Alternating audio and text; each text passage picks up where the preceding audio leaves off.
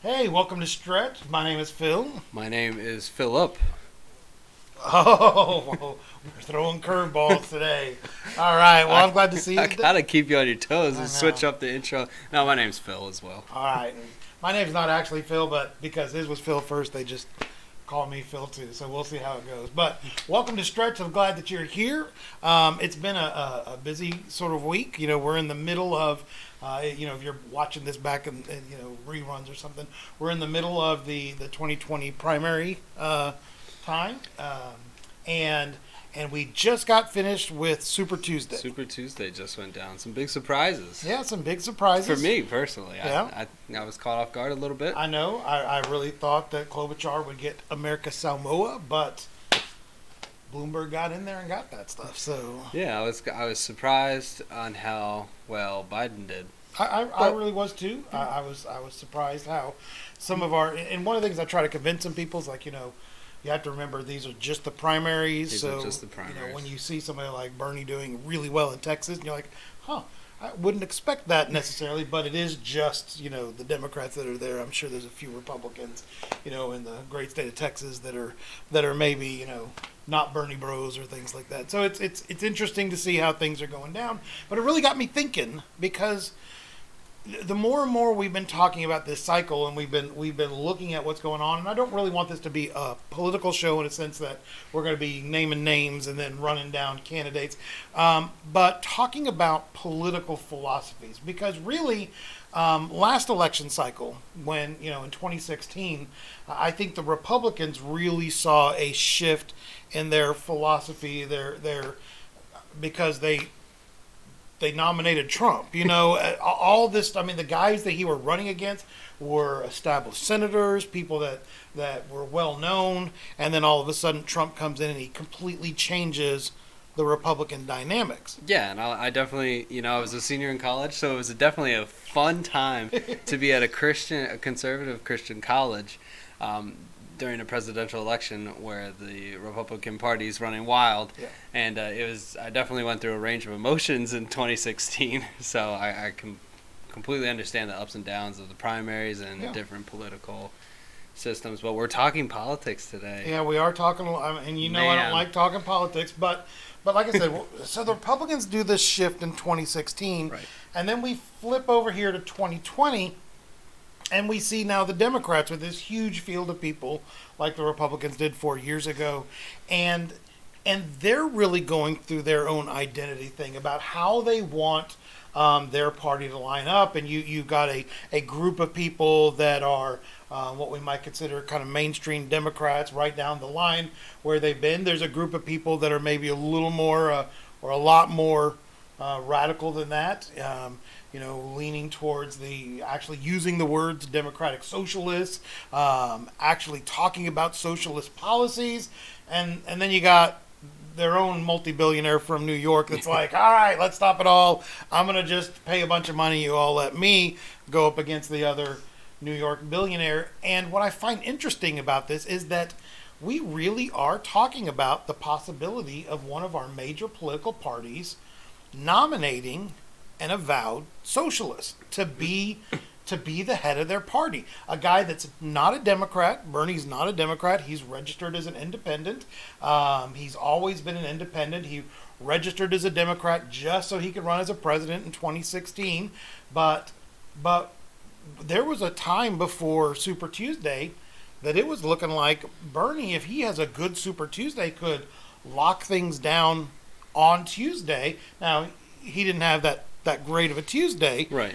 But I think it was because some people in the Democrat Party really conspired to, let's try to get some of these other moderates out so we can consolidate our votes and help them out. But it's that Bernie issue that the idea that we have a democratic socialist, a socialist that is running and is close and is really pushing the party to consider more socialist agendas and more socialist ideas.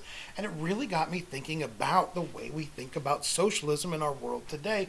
And so our Facebook question, so I'm going to launch with the Facebook and we can get in with some other stuff. The Facebook question is just, if Jesus were here today, what would he think about politics in the United States of America today? And I ask that because every party at some point in time has claimed Jesus as their best friend. Right. You know what I'm saying? So Jesus is a Republican, Jesus is a Democrat, Jesus is a socialist. We've heard all of those things. And so how do we think now? Obviously we can't know, we're speculating, but how do we think Jesus might look at politics of today? I think Jesus would look at politics of today as the same way he looked at it back when he was physically here on earth. I mean, you look at the biblical text and the narrative, and when Jesus was alive, early on there, I mean, the Jews were just as divided politically in terms of, how to deal with the Roman government. Yeah. Different views on, maybe we should attack them directly and start a revolution, or so there were definitely different political views when he was physically here on earth. If he was looking at politics today, I think Jesus is the same back then. He would be the same today. And I think we were talking about this beforehand, but I really think that Jesus, once again, would transcend politics. It's hard because, exactly like you said, everybody claims a stake to some sort of text or Jesus, however it fits their ideology. And I really think that I'm personally careful never to, I have my opinions, but I'm personally careful not to claim Jesus as, Phil's party. Right. Phil's views, like he is backing me 100% because I don't think he is. Yeah. And, I'm always humble enough to admit that I could be wrong in certain aspects. I don't know about you, but, but, I think Jesus would look at today's politics, and I think it would surprise many of us if he was physically here. I would love to sit at his feet and listen to him talk about Trump, Biden, Bernie, modern day issues that he wasn't necessarily physically a part of back then, but I think he would speak wisdom that we would just be baffled at. So my short answer is, I think Jesus, it's a cop-out answer, but it's the one I firmly believe in, is that Jesus would transcend politics. How he would look at it, he'd probably look at it with disgust. But that's kind of my short answer. Well, I like what you were saying there at the beginning, where you were talking about, how would Jesus, look at things, and looking where he came from. I mean, he was living in a country that was being controlled by the Roman Empire, being controlled by Caesar Augustus at the time, and Caesar Augustus was no God-fearing man. He believed that he was a God incarnate. That's what he believed, and even with that, even with the fact that Caesar was in charge of everything, and we know that eventually through the Roman Empire, the Christian church would be persecuted, would be executed in other ways, just because Rome felt that they were somehow a threat to their country. And yet, even in all of that, Jesus and the other New Testament writers often talked about the importance of respecting authority, right? The importance of looking up to that authority and being responsible. The going the extra mile thing. I mean, the going the extra mile, we say that as a phrase, but that was literally a requirement. The government could force you to travel a mile with one of their soldiers carrying their gear. That was one of their rights. And Jesus said, well, go the extra mile. If he makes you carry it a mile, you carry it a second mile, because that second mile is you. That's you free. That's you strong. That's you standing up for what's right, as opposed to, the government saying do this. And so, so Jesus is telling people to respect the Roman government. And I don't care which party you're in today in America. None of us would want to live in the Roman Empire. Right. I mean, just none of us would. There wasn't a middle class. There was the upper people, and then everybody else was working poor or actual slaves. And it was just an awful time. Yet Jesus says, we respect our authority. I mean, he got upset at Peter when he cut one of the soldiers' ears off, and was like, hey, that's not the kind of stuff we're doing. Right. And it's funny because I think you have a couple examples where Jesus is, you have a couple prominent Jewish groups with the Pharisees and the Sadducees, and it's funny how Jesus would pin them against each other politically and theologically all the time, and I think he would do that to us today too. I think that's right. So if we were to ask that question, how would Jesus respond? Now, in our society today, who are the least respected, the worst people everybody makes fun of in the world? Who are those people in America? Am I supposed to say? Say politicians, right? Politicians. I mean, isn't that what we hear all the time? The butt of every joke. I mean, when Trump was running, and Trump legit was an outsider. He's never held any, Zero any political office, experience. no political experience. So he does a lot of weird stuff. But one of the things he ran on was the draining the swamp thing. You know, it's because there's these people that are there. We just hate those people. Now, go back 2,000 years. Who did Jesus tend to hang out with? Did he hang out with the people that everybody in the society loved and appreciated? Or did he hang out with tax collectors and prostitutes and the lowlifes? Well, obviously it's the latter, and we see him getting criticized for it very often. Yeah. So, but but when I think of that, I think there's a chance that Jesus might be in the midst of some of this political stuff, talking to people not for political gain, not to get prominence, but to go in and try to change the hearts and minds of some of those people, of people that are mired in that muck. A tax collector was a government official, and one of them was a disciple. One of them wrote one of the Gospels. Yeah. The Gospel of Matthew was written by a tax collector. It was written by one of the swamp, the bureaucrats, and we accept that. We're like, oh, that's great. But I mean, he had Matthew, who would have been a government official working for it. He had Simon the Zealot. Mm-hmm. And complete opposite of the political spectrum at that time. The Zealots carried swords around with them all the time, were armed and dangerous for the sole purpose of trying to kill as many Romans as possible in order to cause civil unrest and get them out of the country. And yet Jesus has called both of them to be his disciples. And then he's also thrown in, lowlifes from Galilee. Yeah. Fishermen. Yeah, got some lowly fishermen that are out there. He really has the whole gambit in terms of his circle. And so, maybe if you look today where we said every political party seems to say, hey, you know what, he's my guy. Well, maybe Jesus doesn't belong to those parties, but I think there's a good chance that Jesus would be pulling people from each of those groups, from each of those parties, and saying, hey, I want you to be with me. I want you to do what we're doing. Yeah, well, obviously Jesus is kingdom focused, and he had a greater purpose when he was here on earth, and obviously that was to die for our sins. But if he were here today, I think he would do the exact same thing. Call people to himself, call people to repentance, and then if you really start living out pursuant of the gospel and living out your sanctification, then I think you naturally tend to put your personal political views on the back burner, and you start to uphold the gospel and a biblical worldview, and that changes your politics. Yeah. It changes your priorities, essentially, is what I'm trying to get at. Yeah. So it's fun to see how Jesus interacts. Well, and both of us will mention this at different times, that we don't in the pulpit or in the church tend to talk politics. We try to stay kind of you're never around when you're off, and I'm preaching. You're going full bore. He's putting our tax exempt status in danger every week. No, but I mean, it's not we're not going out there trying to. It's not our job. Trying to change people's political parties. We both genuinely believe our goal is out there to reach people for Christ.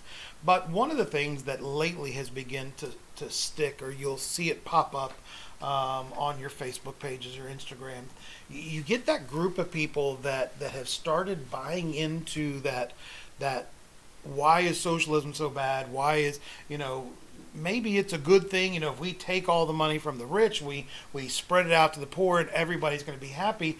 And you start seeing these narratives that people are putting out stories that if you really look into the Bible, Jesus is a socialist. In fact, I have my producer over there. She's got a picture. I found this picture on the web.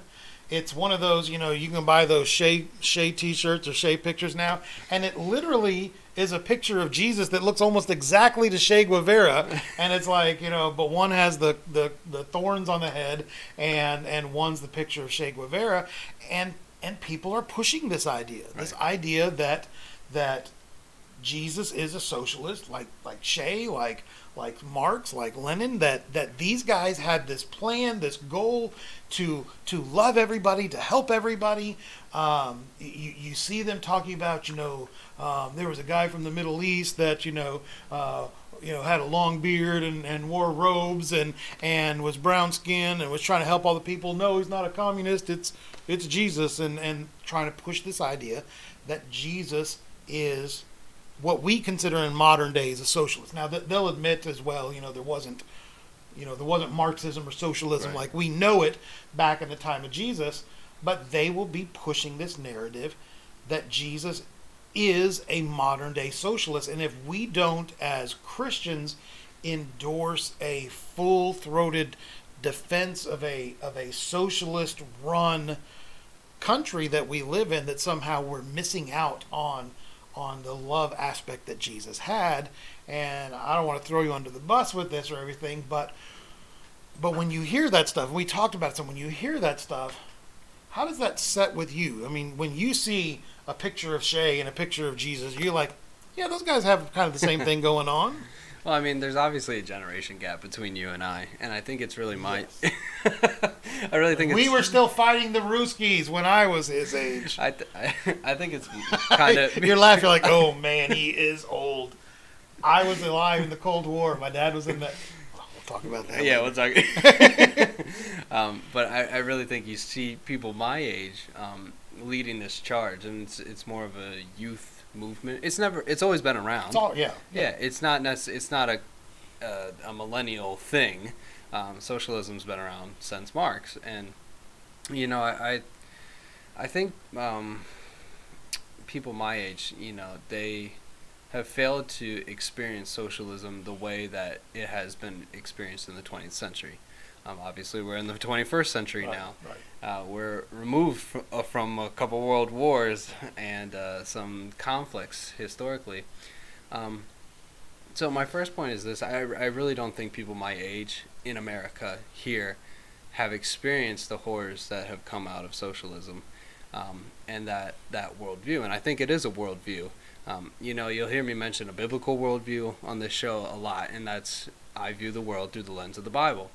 I think socialism subverts that, and it's just a completely different way to look at the world.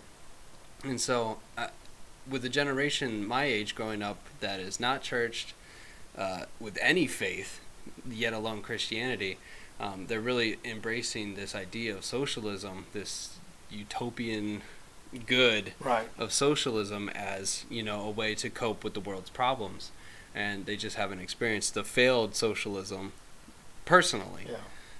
So that's kind of my first point with that. The second thing I'll say real quick is that I'll come right out and say that I don't think socialism is biblical in any sense. Which I don't know if you knew I was going to say that. I don't know. He's a millennial. You never know. I don't approve socialism, but I'm voting for Bernie. I know those people. I'm like, what? But I don't think socialism is biblical.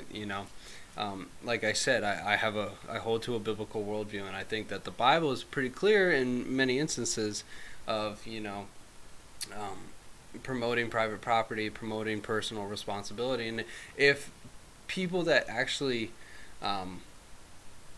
engage with socialism, or say, I'm a democratic socialist, if they would actually, I had the privilege, I guess, when I was in college, engaging with Marx's writings, because I was a history major, and you read some of his stuff, and it's not biblical. It's actually pretty wacky, and I don't think people are more associated with Bernie's brand, which is a very American brand of socialism. Yeah.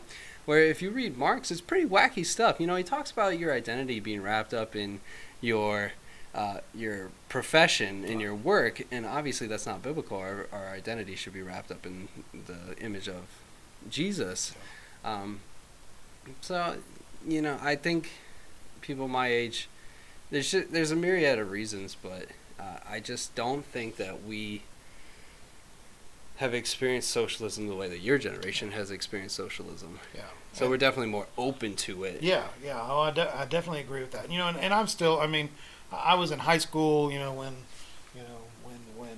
Reagan's out there, the fall of the Berlin Wall. But my dad was in the Air Force, and so I spent my entire childhood in the military during the Cold War. I mean, my dad was on alert where he would go out, and when we lived in Maine, and so one of the reasons I'm here in Connecticut is because we were stationed in Loring Air Force Base, Maine, and it was the closest mainland base, Air Force base, to Russia. Now you think, oh no, it can't be, it's so long away, but with airplanes you fly over the North Pole, you fly over the Arctic Circle, and it is the first. So if they're shooting missiles at us, which we had to do all those drills and hide under our your desk because our desks are going to protect us from the nuclear missiles that are being shot at us. That was the world that I lived in, and there was an old Matthew Broderick movie called War Games that came out, and it was like that was happening. The missiles were shooting. This computer was making this war happen, and the first base that was blown up was ours that we were living on. And I'm like, that's where we live. Oh no! Are we really target number one? Are we? And you come to that realization. I mean, we lived in a fear of that. I mean, all of our movies were about young teenage kids whose dad somehow got beat up by the Ruskies, and then they went in there and learned how to fly a plane and went out and fought the Ruskies and the old Top Guns and all that stuff. I mean, they were bad guy number one. They were, we looked underneath every single rock to find that. But when I was a kid, to me they were just, it was just Dolph Lundgren fighting, Rocky. That's what it was. It was cartoonish almost. And now that I'm older and I realize, okay, this is what we were fighting against. This whole idea, and it sounds good. The reason people try to push it with Christianity is because, in a sense, it sounds good when you say, hey, we should feed everybody. We should make sure everybody has clothes and a place to live, and we should give them all of their needs and take care of it. But then we have to ask ourselves, did Jesus ever tell us that that's what we were to aspire to? That we were to aspire to submit to a government and hand over to a government all the responsibilities of taking care of the poor and the needy? And I think you could say pretty unequivocally, no. Jesus didn't ascribe to us to give those things over. In fact, our verse of the day, we'll go ahead and jump into that real quick and see if we, because my engineer back there accused me of last time not letting her know we're doing the verse of the day, that we're doing it. All right, but the verse of the day is out of Matthew chapter 25, verse 17. It says, now tell us, Matthew 22, right? Now tell us what you think about this. Is it right to pay taxes to Caesar or not? But Jesus knew their evil motives. You hypocrites, he said, why are you trying to trap me? Here, show me the coin used for the tax. When they handed him a Roman coin, he asked whose picture and title are stamped on it. Caesar's, they replied. Well, then he said, give to Caesar what belongs to Caesar, and give to God what belongs to God. His reply amazed them, and they went away. Now, what I find amazing is that verse I've seen used by both sides of the issue. Right. I hear my more left-leaning socialist friends that will say, well, see, it's proper to pay your taxes and to let the government do their thing. And I say, well, you didn't read all the way to the end. It says, give to Caesar what is Caesar. Let the government do what the government's supposed to do, and give to God what is God's. And it seems like that so many of us want to hand over to the government, give to Caesar what is God's. God has given us as Christians a command to take care of the widows and the orphans. God has given us a command, when he said, when did you see me naked, and when did you see me in prison? And when Jesus said, as much as you've done it for the least of these, you've done it for me. But then what I hear my socialist friends saying is like, see what you've done for the least of these. We have to have a government that does this for the least of these. And I'm like, no. This didn't say give to Caesar what is God's. It says give to Caesar what is Caesar's. And we have a beautiful constitution that tells us what the government's supposed to do for us. The government, if you read the Constitution, literally it's supposed to be taking care of protecting the people of this country and allowing us to do the stuff freely that we want to do. It is a constitution that is built on us being free, responsible beings before God to do the stuff God wants us to do.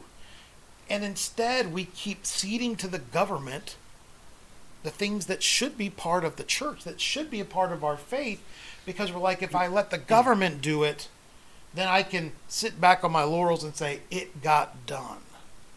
But God didn't say, just make sure it gets done. He says, you go and help the needy and the hurting and the poor. Give to Caesar what is Caesar's. Yeah. I'm willing to pay taxes that I need to do the things that need to be done. But give to God what is God's. As a church, we should be fighting for the right to be able to care for our communities and take care of the people around us and be able to instill in our communities a sense of morality, which gets lost in every socialist society. When you look at that, why it offends me that Shay and Jesus are on the same red flag is because Shay killed thousands of people. Jesus didn't kill any people. He did the exact opposite. He took people that were dead and made them alive. Every communist country eventually devolves into this. We're going to fight our own people for the limited resources because we're going to force them to do stuff that they're not doing, and they can't do it anymore because those freedoms have been taken away from them. You're preaching now. I don't want to stop you. So, I don't want to stop you at all. He's good. When we turn it into a political show, it'll be. I love politics. I'm just a preacher. It's my Achilles heel. Jesus, don't let me put government over God. So. Yeah, and once again, I'll appeal to people my age, millennials, is that we don't value Christian values, and they don't realize we're living under the curse of sin, and so we put our faith in this political theory that is, socialism. I'll say this might make you angry. Socialism works in theory. Most political systems do in theory, if everything runs perfect. But obviously, we're living under the curse of sin. I'm going to keep talking before you can get a comment in. Obviously, we live under the curse of sin, and human nature takes over. So, I mean, where I would agree with you, and I said it at the beginning, I believe that socialist, that communal lifestyle, it works when everybody is willing to be under a common authority.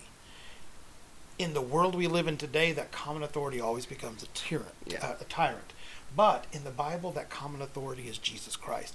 And so all of us together under Jesus Christ, I think, could live in a socialist world, could live in a communal way, in a positive way, because we don't look to us as authority, we look to the Scripture as authority. And if we can get to the Scripture together, it's just like in a marriage or anything else. When we can come to the Scripture, it makes us stronger, which is why in the book of Acts it works. But it's why nowhere else it works, because one of the things that Marx emphasizes is that he has to get God out of the system in order for it to work properly. For his socialism, for Marxism to work, God has to be gone. Right, and even at the height in Acts, the book of Acts, there we see this community living well together, but there's still greed, and we see that with Ananias and so forth. Getting killed not because they did anything wrong. Right. It's just that they lied about how much they were willing to give. It was all their stuff. They could have given 50%, and that would have been generous. Right. So even in that sliver of the Bible that we see, hey, this is actually working, there's still that sin that's prevalent. Yeah. And when we're making God the authority, when we disobey God, then God's the one that doles out the punishment. None of us want that. None of us want to be living under that. So I find it interesting, and I know we don't have enough time to go in all of it and get in depth.